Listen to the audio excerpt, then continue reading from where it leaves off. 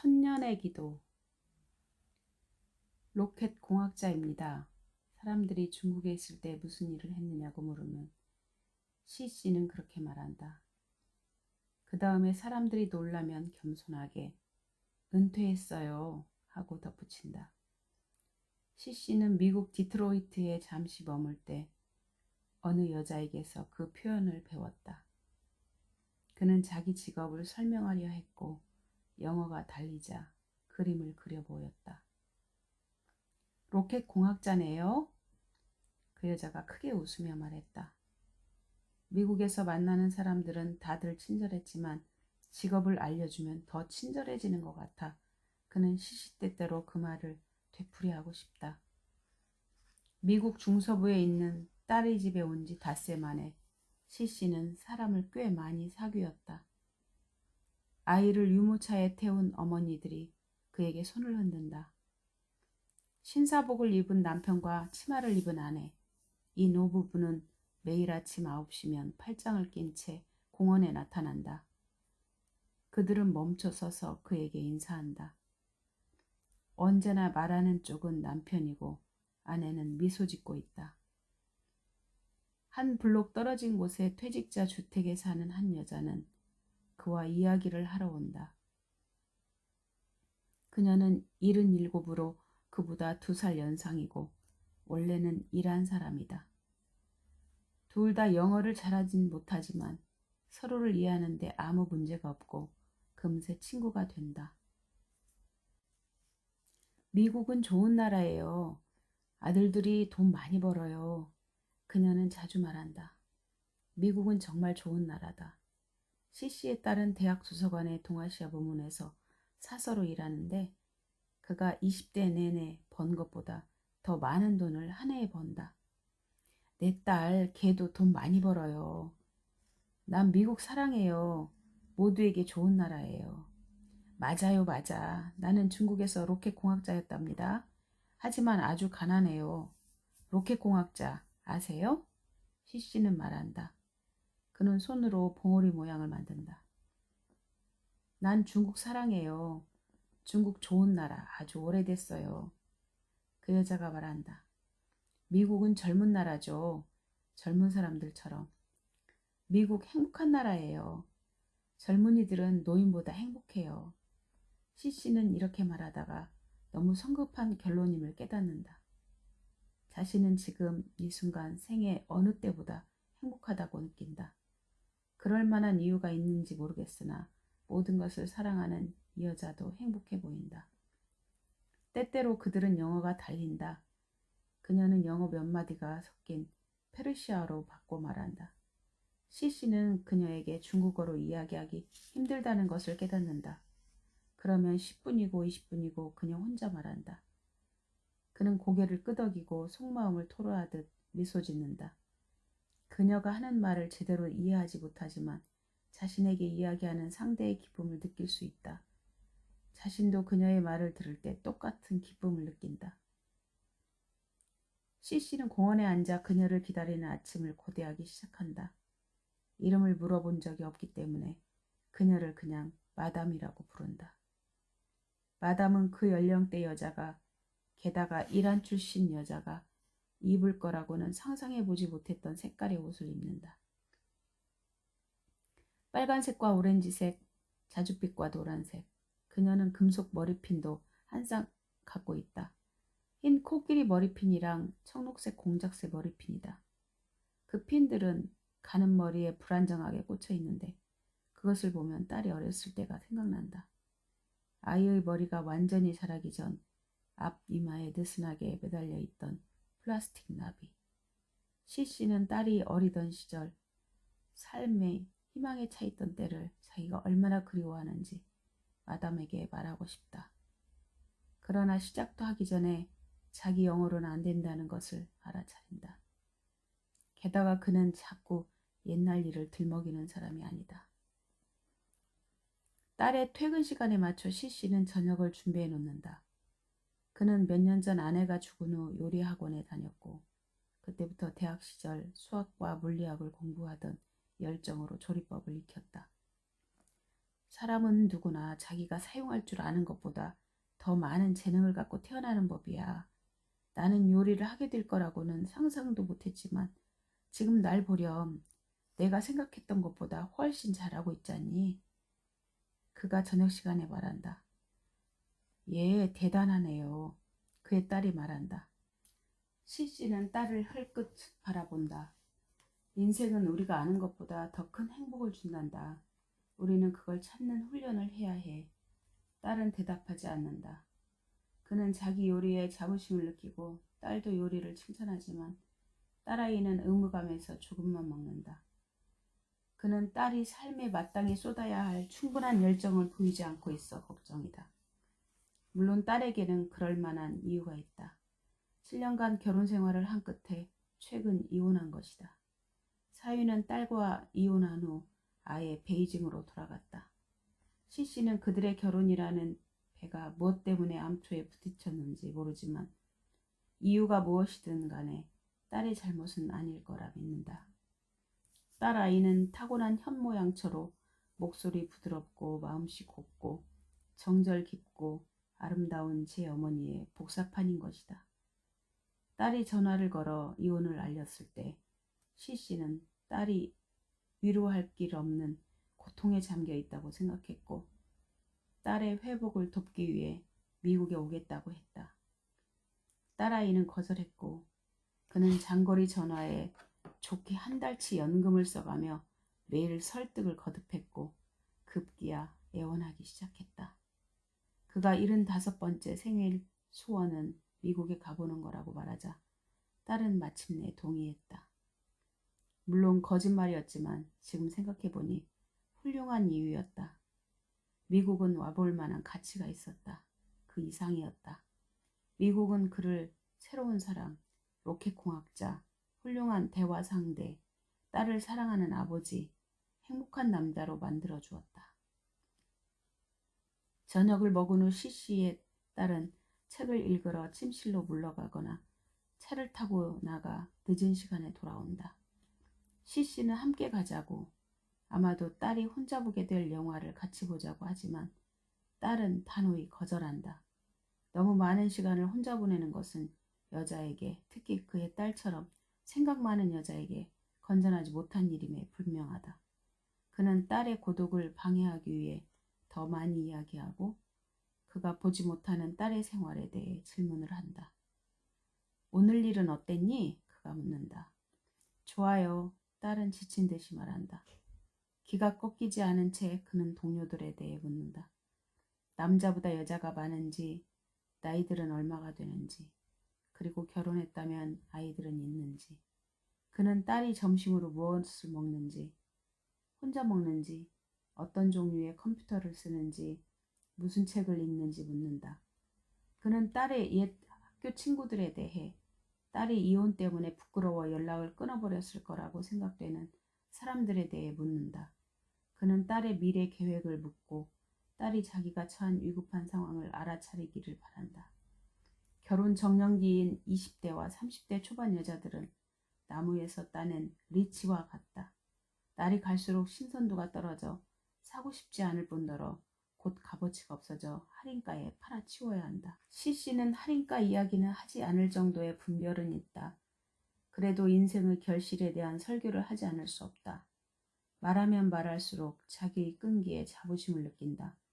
그러나 딸은 조금도 나아지지 않는다. 매일 더 적게 먹고 조용해진다. 마침내 그가 딸에게 인생을 충분히 즐기고 있지 않다고 지적하자 딸이 말한다. 왜 그런 결론을 내리셨어요? 난 아무런 문제 없이 내 생활을 즐기고 있어요. 하지만 그건 거짓말이야. 행복한 사람은 그렇게 조용하지 않는 법이다. 그녀는 밥그릇에서 고개를 들고 쳐다보았다. 아빠도 옛날엔 아주 조용하셨어요. 기억하세요? 그때 아빠는 불행했던가요? 딸이 단도직입적으로 자신의 약점을 공격할 거라는 생각을 못한 시씨는 말문이 막힌다. 예의 바른 사람들이 자신의 질문 때문에 상대가 당황한다는 것을 깨달았을 때 그러듯이 딸이 사과하고 화제를 바꾸기를 기다린다. 하지만 딸은 그를 놓아주지 않는다. 가차없이 마주보며 크게 치뜬 안경 너머 눈은 딸이 어렸을 때를 상기시킨다. 4~5살 때 딸은 시간 날 때마다 그를 졸졸 쫓아다니며 질문을 하고 대답을 졸랐다. 그 눈은 딸의 어머니도 생각나게 한다. 한때 아내는 그가 할 수 없는 대답을 기다리며 그렇게 묻는 듯한 시선으로 바라보았다. 그는 한숨을 쉰다. 물론 나는 언제나 행복했지. 그것 보세요, 아빠. 조용히 지내면서도 행복할 수 있는 거예요. 안 그래요? 왜 내 행복을 나와 이야기하지 않니? 네 일에 대해 더 말해주렴. 아빠도 아빠 일에 대해서 많이 말씀하시지 않으셨어요? 기억하세요? 내가 물었을 때도 그랬어요. 로켓 공학자라는 사람들을 너도 알지 않니? 내 일은 기밀이었어. 뭐에 대해서든 별 말씀 안 하셨는걸요? 딸이 말한다. 시씨는 입을 열지만 말 한마디 꺼낼 수 없다. 한참 후 그가 말한다. 난 이제 더 많이 말하자니. 난 점점 나아지고 있어. 안 그러니? 물론이죠. 그의 딸이 말한다. 너한테 필요한 게 바로 그거야. 더 말하렴. 지금 당장 시작해봐. 그러나 딸은 별로 열성을 보이지 않는다. 그녀는 보통 때처럼 말없이 재빨리 식사를 끝내고 그가 다 먹기도 전에 외출을 서두른다. 다음 날 아침 시씨는 마담에게 털어놓는다. 딸의 그 애가 행복하지 않아요. 딸이 있으면 행복한 거죠. 마담이 말한다. 그 애는 이혼했어요. 마담은 고개를 끄덕이고 페르시아로 말하기 시작한다. 시씨는 마담이 이혼이 무슨 뜻인지 아는지 마는지도 가늠할 수 없다. 그토록 대담하게 세상을 사랑하는 여자의 남편이나 아들은 삶의 불쾌함에 장막을 치고 그녀를 보호해 주었으리라. 시씨는 마담 이야기를 듣고 웃음으로 밝아진 얼굴을 바라보며 그녀보다 40살이나 젊은 딸에게 없는 에너지를 가진 그녀를 질투한다. 그날 마담은 제주를 넘으며 웃고 있는 자줏빛 원숭이들이 프린트된 밝은 오렌지색 블라우스를 입었다. 머리에는 같은 무늬의 스카프를 쓰고 있다. 그녀는 고향에서 뿌리 뽑힌 여자지만 분명 행복하게 뿌리 뽑혔을 것이다. 시씨는 이란과 그 나라의 최근 역사에 대해 생각해내려 한다. 그의 제한된 지식으로는 마담이 운 좋은 여자였다는 결론을 내릴 수밖에 없다. 크고 작은 단점들이 있지만 그도 운 좋은 남자다. 서로 다른 세계 출신이고 서로 다른 언어를 사용하는 마담과 자신이 이 가을 햇빛 속에 앉아 이야기할 기회를 얻다니 얼마나 대단한 일인가 하고 시씨는 생각한다. 마담이 말을 멈추자 시씨는 말한다. 중국에는 수백 세가 동주, 즉 누군가와 같은 배를 타고 강을 건너는 인연에는 300년의 기도가 필요하다는 말이 있습니다. 그는 마담에게 영어로 설명할까 생각했지만 그깟 영어의 차이가 뭐란 말인가. 마담은 통역이 있건 없건 그의 말을 이해할 것이다. 우리가 만나서 서로 이야기하는 것, 우리가 이럴 수 있기에는 오랜 시간의 기도가 필요했을 겁니다. 그는 중국어로 마담에게 말한다. 마담은 동의하는 미소를 짓는다. 그 속담의 뜻은 모든 관계에는 이유가 있다는 것이죠. 남편과 아내, 부모와 자식, 친구와 적, 거리에서 마주치는 낯선 사람들, 사랑하는 사람과 베개에 나란히 머리를 누이는 데는 3000년의 기도가 필요합니다. 아버지와 딸, 아마 1000년은 필요하겠죠? 아무렇게나 아버지와 딸이 되는 게 아니란 건 확실합니다. 그러나 딸아이는 그 애는 이걸 이해하지 못해요. 이 애비가 귀찮은 사람이라고 생각하고 있는 게 틀림없어요. 그 애는 내가 입을 다무는 쪽을 좋아하죠. 늘 나를 그런 식으로 알고 있었으니까요. 그때는 내가 로켓 공학자였기 때문에 자신은 물론이고 어머니와도 많이 이야기하지 못했는 걸 이해하지 못해요. 모든 것이 기밀이었지요. 하루 종일 일하고 저녁이 오면 보안 요원이 우리 공책에 메모용지를 모두 거두러 왔어요. 우리는 공문서 파일에 이름을 서명했고 그것이 하루의 일과였어요. 우리는 가족에게 뭘 하고 있는지 절대로 말할 수 없었습니다. 말하지 않도록 훈련받았어요. 마담은 양손을 가슴 위에 포개고 듣는다. 실씨는 아내가 죽은 후로 자기 또래의 여자와 그렇게 가까이 앉아 있던 적이 없다. 살아생전의 아내에게도 이렇게 많이 말한 적이 없다. 눈시울이 뜨거워진다. 딸을 만나러 세계의 절반을 여행한 것을 생각해보라. 그 애가 어렸을 때 딸과 이야기하지 않았던 업보를 보상하기 위해서였지만 막상 여기 와서는 딸이 자기 말에 흥미가 없다는 것만을 알게 되었다. 말도 안 통하는 이방인인 마담이 그의 말을 더 잘 이해하며 듣고 있지 않은가. 시씨는 양손 엄지손가락으로 눈을 문지른다. 그 연배의 사람은 해로운 감정에 빠져서는 안 된다. 그는 깊이 숨을 내쉬고 가볍게 웃는다. 물론 관계가 나쁜 데에는 이유가 있죠. 나는 아마 딸애를 달라고 1000년 동안 건성으로 빌었나 봅니다. 마담은 진지하게 고개를 끄덕인다. 그녀는 그를 이해한다. 시씨는 그것을 안다. 하지만 자기의 사소한 불행으로 그녀의 마음을 무겁게 하고 싶지는 않다. 그는 기억의 먼지를 떨어내려는 듯이 손을 비빈다. 할 수 있는 한 최선의 영어로 말한다. 옛날 이야기죠. 옛날 이야기는 그리 신나지 않죠. 난 이야기를 사랑해요. 마담은 말하고 이야기하기 시작한다. 시씨는 듣고 그녀는 내내 미소 짓는다. 그는 그녀의 머리 위에서 웃음 짓는 원숭이들을 바라본다. 원숭이들은 그녀가 웃음을 터뜨릴 때마다 위아래로 재빠르게 움직인다. 우리는 운 좋은 사람들이에요. 미국에서는 무엇이든 이야기할 수 있어요. 그녀가 이야기를 끝내자 그가 말한다. 미국 좋은 나라지요. 나 미국 사랑해요. 마담이 고개를 끄덕인다. 그날 저녁 시씨는 딸에게 말한다. 공원에서 일한 부인을 만났단다. 그분 만난 적 있니? 아니요. 언젠가 그분을 만나봐야 해. 그 부인은 참 낙천적이란다. 그분이 네 상황을 밝게 비춰줄지도 몰라. 내 상황이 뭔데요? 딸이 음식에서 얼굴을 쳐들지 않고 묻는다. 네가 말해보렴. 넌 지금 어두운 시기를 지나고 있지 않니? 딸이 대화를 이어나가려는 기미를 전혀 보이지 않자 시시가 말한다. 도대체 그 부인이 내 삶에 빛을 던져줄 거라는 걸 어떻게 알아요? 시시는 입을 벌리지만 대답을 찾지 못한다. 자기와 마담이 서로 다른 언어로 이야기한다고 설명하면 딸이 자신을 미친 늙은이라고 생각할까봐 두렵다. 한때 이치에 닿는다고 생각했던 일들이 갑자기 우스꽝스럽게 보인다. 그는 딸에게 실망한다.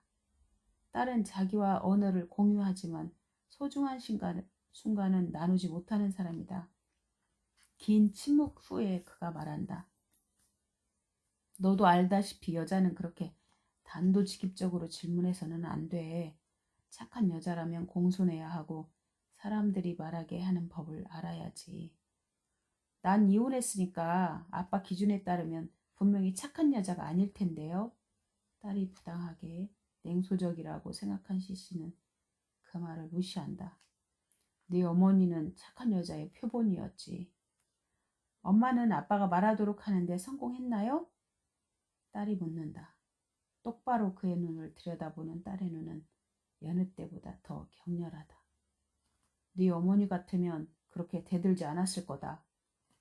아빠, 처음에는 내가 너무 조용하다고 뭐라 그러셨죠? 내가 이야기를 시작하니까 잘못된 식으로 이야기하고 있다고 말씀하시네요.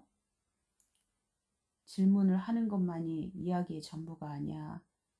네가 사람들을 어떻게 느끼는지 말하고 그들은 너를 어떻게 느끼는지 말하도록 하는 거지. 아빠, 언제부터 정신과 의사가 되셨어요? 난 너를 도우려고 여기 있고 최선을 다하고 있단다. 왜 네가 이혼했는지 알 필요가 있어. 난 무엇이 잘못되었는지 알아내. 다음에는 제대로 된 사람을 찾도록 널 도와야 해. 넌 내 딸이니까. 네가 행복했으면 좋겠다. 네가 2번 실패하지 않았으면 좋겠어. 아빠, 전에는 묻지 않았지만요. 미국에 언제까지 계시려는데요? 네가 회복될 때까지. 딸이 일어난다. 의자 다리가 마루를 긁는다. 우리는 이제 서로 유일한 가족이야. 시시는 간청하다 말하지만 딸은 더 이야기할 틈도 주지 않고 침실문을 닫는다. 시시는 딸이 손도 대지 않은 요리를 바라본다. 다진 버섯과 새우, 생강과 죽순, 고추, 깍지 완두 따위를 넣고 튀긴 사각 두부를. 딸은 매일 저녁 그의 요리를 칭찬하지만 그는 그녀의 칭찬이 건성이라고 느낀다. 딸은 요리가 아버지의 기도라는 것을 알지 못하고 그 기도에 응답하지 않은 채 가버린다. 아내였다면 더 능숙하게 딸아이의 기운을 복돋아 주었을 겁니다. 시시는 다음날 아침 마담에게 말한다. 이제 그녀에게 중국어로 말하는 쪽이 더 편하다. 아내와 딸은 서로 더 친했어요. 내가 아내와 딸과 가깝지 않았던 것은 아닙니다. 나는 그들을 매우 사랑했어요. 로켓 공학자라면 겪게 되는 일입니다. 낮 동안 너무 열심히 일한 나머지 밤에도 계속 일 생각을 멈출 수가 없는 거죠.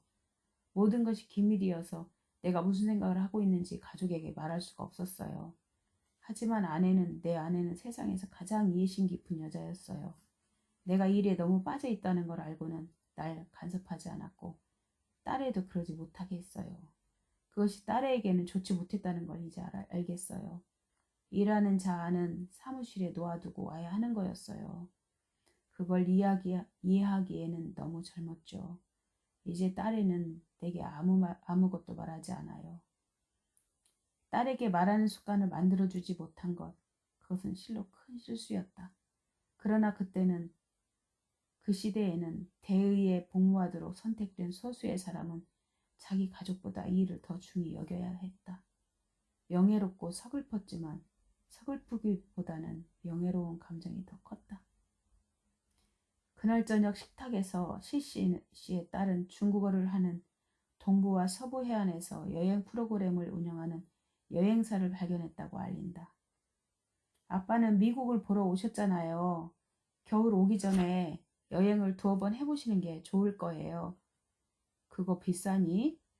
내가 돈을 낼 거예요, 아빠. 아빠가 생일 선물로 원한 거였잖아요. 안 그래요? 그녀는 결국 그의 딸이다. 아버지의 소원을 기억하고 들어준다. 하지만 그녀가 이해하지 못하는 것이 있다. 아버지가 보고 싶은 미국은 딸이 행복하게 결혼 생활을 하는 나라라는 것이다. 그는 딸의 그릇에 채소와 생선을 담아준다. 넌 더 먹어야 해. 그는 부드러운 목소리로 말한다. 그럼 내일 그쪽에 전화하고 여행을 예약할게요. 딸이 말한다. 너도 알겠지만 나한테 여기 있는 게 더 좋을 것 같다. 난 이제 노인이라 여행이 썩 내키지 않구나. 하지만 여기는 볼 게 없어요. 왜 없니? 이게 내가 보고 싶었던 미국인데 걱정 마라.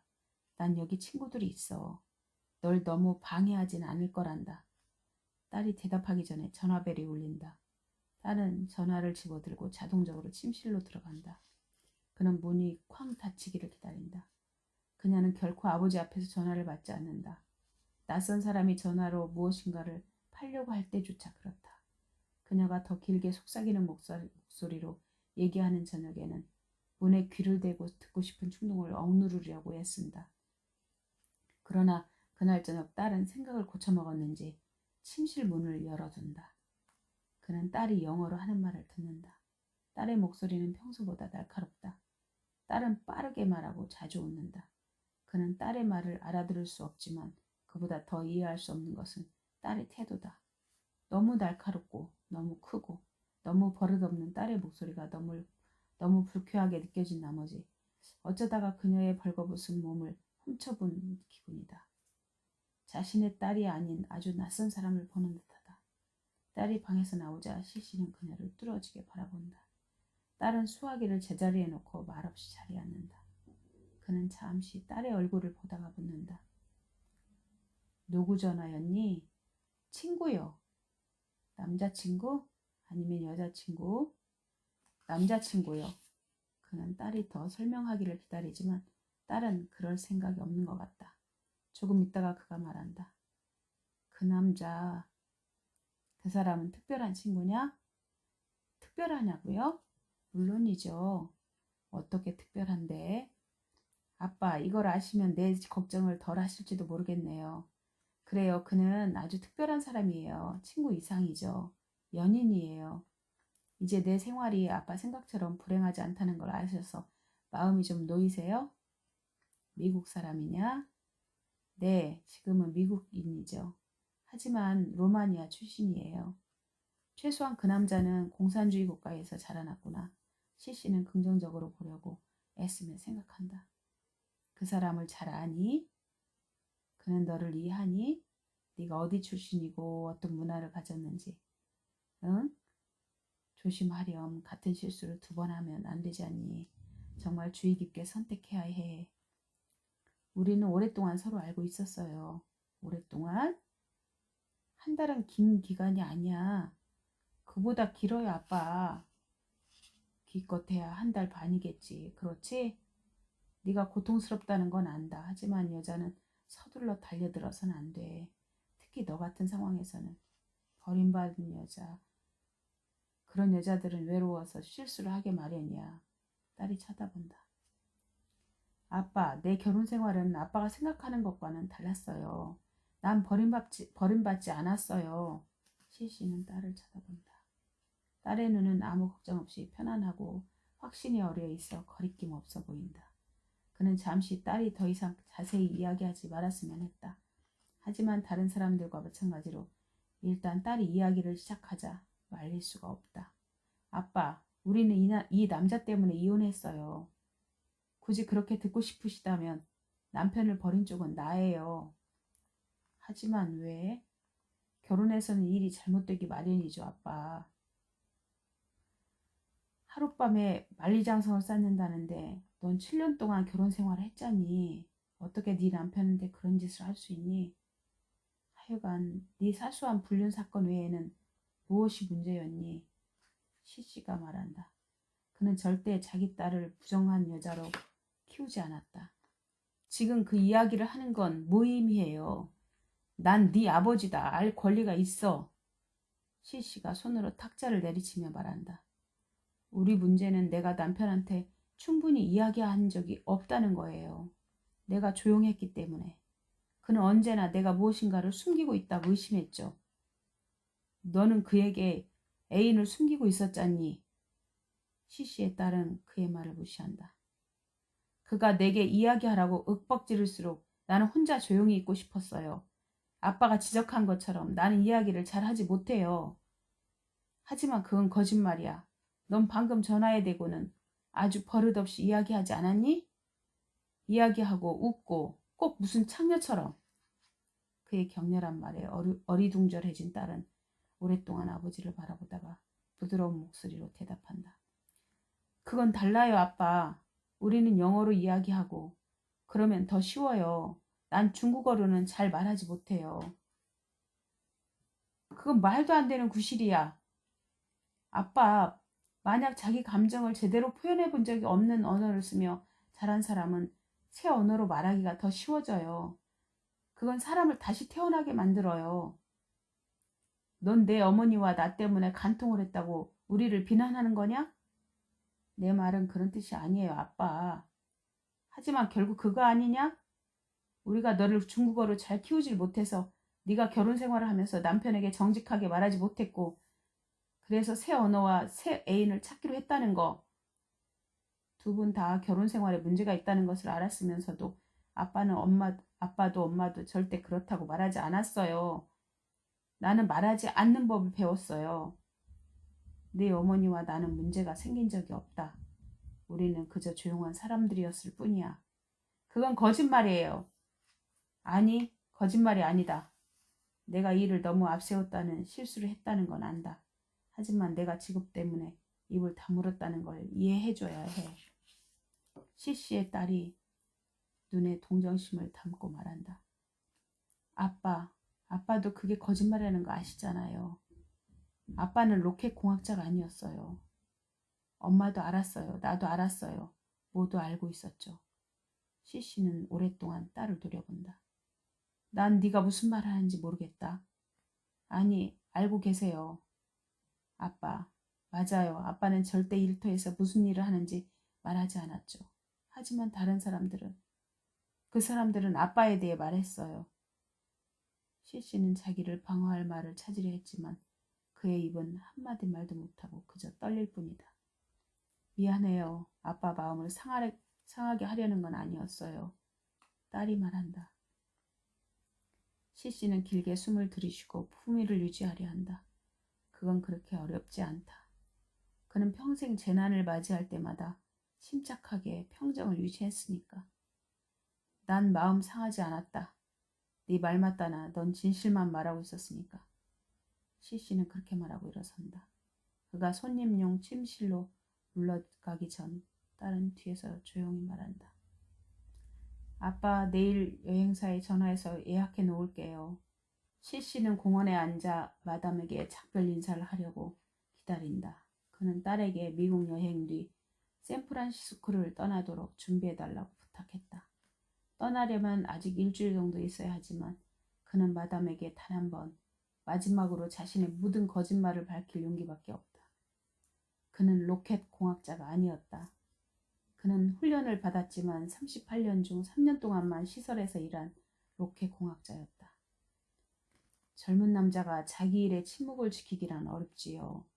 젊은 로켓 공학자, 그런 자부심과 긍지, 그 흥분을 누군가와 나누고 싶었을 뿐입니다. 시시는 마음속에서 되뇌어 본다. 42년 전 시시를 위해 펀치카드 기계에서 일하던 25살 여자애가 있었다.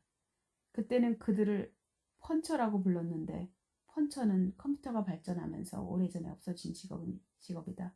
하지만 그의 삶에서 사라진 것들 중에서 가장 그리워하는 것은 카드 펀처이다. 그의 카드 펀처. 이름은 일란입니다. 시시는 공중에 대고 크게 말한다. 그러자 누군가 행복이 묻어나는 소리로 헬로라고 화답한다. 마담이 가을 낙엽이 담긴 양동이를 들고 걸어온다. 그녀는 하나를 집어 시시에게 건넨다. 아름다워요. 그녀가 말한다. 시시는 그 잎을 열심히 들여다본다. 인맥의 아주 미세한 가지들이며 노란색과 오렌지색 음영들을 바라본다. 지금까지 세계를 그렇게 자세히 들여다본 적이 없었다. 그는 더 익숙하게 느껴지는 연해진 언저리와 부연 색깔들을 기억해보려 하지만 백내장이 제거된 환자처럼 모든 것이 날카롭고 분명하다는 것을 발견한다. 그것은 무시무시하지만 매혹적이다. 당신에게 이야기하고 싶은 게 있어요. 시시는 말하고 마담은 화사한 미소로 반응한다. 시시는 벤치 위에서 옮겨 앉으며 영어로 말한다. 난 로켓 공학자가 아닙니다. 마담은 열심히 고개를 끄덕인다. 시시는 그녀를 바라보다가 먼 곳으로 시선을 돌린다. 나는 한 여자 때문에 더는 로켓 공학자일 수 없게 되었습니다. 우리는 이야기만 나누었을 뿐입니다. 그건 잘못이 아니라 생각하시겠지만 아닙니다. 유부남과 결혼하지 않은 처녀가 이야기하다니 안 될 말이었어요. 그때 우리 시대는 그렇게 슬펐답니다. 그래, 슬프다는 것이 답이다. 젊은이들이 그 시대를 낙인 찍는 것처럼 미친 것이 아니라 사람은 언제나 이야기하고 싶어 하지요. 이야기하지 않는 것이 훈련의 일부일 때조차도 그랬어요. 이야기란 그렇게 흔한 일이지만 사람들은 얼마나 거기에 중독되어 있는가.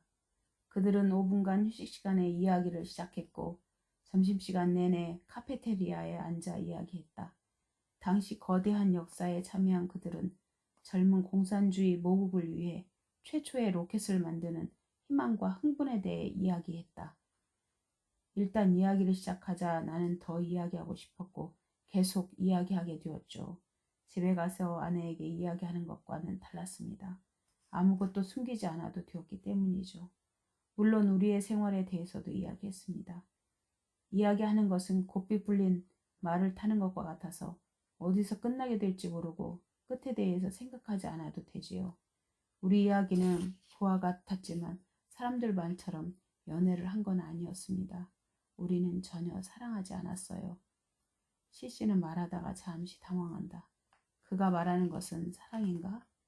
사람들이 의심한 바와는 다른 사랑이지만 분명 그들은 사랑에 빠져 있었다. 그는 언제나 존중하는 마음으로 거리를 유지했고 그들은 손 한 번 잡은 적이 없었다. 그러나 그들이 자유롭게 이야기하며 느낀 사랑, 그들의 마음이 서로 닿으며 느낀 사랑, 그것도 사랑이 아니겠는가? 다른 남자와 내내 이야기한 것, 딸은 그런 식으로 결혼을 끝내지 않았나? 시씨는 벤치에서 옮겨 앉고 10월의 서늘한 바람에도 불구하고 땀을 흘리기 시작한다. 사람들이 연애를 한다고 비난했을 때 그는 결백을 주장했다. 일란이 지방도시로 쫓겨가자 그녀를 위해 탄원했다. 그녀는 좋은 펀처였지만 펀처는 훈련시키기 쉬웠다. 그는 공개적으로 연애를 인정하고 자아 비판을 한다는 조건으로 그 자리에 머물러 있어도 된다는 언지를 받았다. 그는 자신이 누명을 썼다고 생각했기 때문에 거부했다. 나는 32에 로켓공학자 일을 그만두었습니다. 그 뒤 어떤 연구에도 참가한 적이 없지만 직업상 모든 일은 기밀이었기 때문에 아내는 알지 못했지요. 적어도 전날 밤까지는 그렇게 생각하고 있었다. 시씨는 그런 훈련을 받은 사람 입장에서는 상상도 할 수 없었던 단순 업무를 배정받았다. 마오 주석의 생일과 당 창건일을 위해 사무실을 장식했다. 한 연구실에서 다른 연구실로 업무 노트와 문서를 수발했다. 저녁에는 동료들의 업무 노트와 문서를 수거하고 그것들을 기록한 다음 보안요원 2명이 지켜보는 가운데 캐비닛에 넣고 잠갔다. 그는 일터에서 품위를 유지했고 일에 몰두했으며 조용한 로켓공학자로서 아내가 집에 있는 집으로 돌아갔다. 그는 아내의 눈에 나타난 질문을 회피하려 하고 보려 하지 않았다. 어느 날 그 질문들이 사라질 때까지 그는 딸이 아내처럼 조용하고 이해심 깊은 착한 소녀로 착한 여자로 자라는 것을 보았다. 그는 직장에 다니는 동안 도합 32명의 경비병과 함께 일했다. 제복을 입고 벨트에는 빈 권총집을 차고 다니는 젊은이들. 하지만 차검한 그들의 라이플 총은 진짜였다. 당시 그에게는 달리 선택의 여지가 없었다.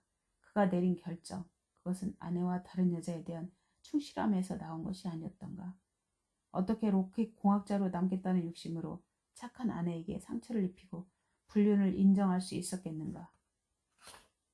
혹은 있을 법한 일이지만 일생을 다른 여자와 보내겠다는 그리 자랑스럽지 못한 욕망 때문에 직업과 아내와 2살 난 딸을 포기할 수 있었겠는가. 희생이 인생을 의미 있게 만듭니다. CC는 훈련 때 종종 반복하던 대사를 말한다. 그는 힘껏 고개를 젓는다. 외국에 오면 외국인처럼 생각하게 된다고 그는 생각한다. 그와 같은 노인에게는 지난 기억을 너무 많이 떠올리는 건 해롭다. 훌륭한 사람이라면 지금 옆에 앉아있는 소중한 친구, 그에게 보라며 완벽한 금빛 은행잎을 햇빛 속으로 들어 올리고 있는 마당과 함께 오늘을 살아야 한다.